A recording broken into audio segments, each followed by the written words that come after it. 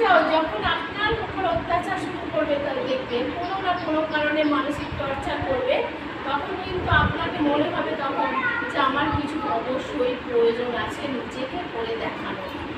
এবার দেখুন আপনার উপর, দেখুন আমরা কি মেয়েরা সবসময় কি করি, আমরা করে থাকি, আমরা বিয়ের আগে বাবা মার উপর ডিপেন্ডেন্ট ছিলাম, তারপরে কি হলো বিবাহিত জীবনে হাজবেন্ডের উপর ডিপেন্ডেন্ট আমরা সারা জীবন রয়ে আছি।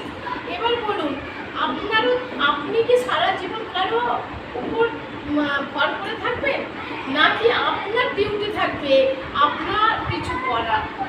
কি বলুন তো, আপনার বাবা মা একদিন আপনাকে মানুষ করেছে, আপনি দেখুন যখন আপনি আপনার হাজবেন্ডের পকেট কেটে একটু কোথাও দিতে যাবেন না, তখন কিন্তু দেখবেন আপনার মনে হচ্ছে এটাই আর লজ্জা করছে, আমি দিতে পারছি না। তখন কিন্তু আপনার যদি সেখানেও কিছু দায়িত্ব থাকে, সেটা কিন্তু নিজের মতো করে আপনি আপনার বাবা মার জন্য দায়িত্ববোধ কর্তব্য করতে পারবেন। এছাড়া বলুন আপনার ছেলে মেয়েদের আপনি জন্ম দেবেন, তারও কিন্তু ভবিষ্যৎ করে দেওয়ার কিন্তু দায়িত্ব আপনাদেরই আছে। কারণ দেখুন এগুলো কি আপনারা হয়তো ভাবছেন যে ম্যাডাম এসব কি কথা বলছে,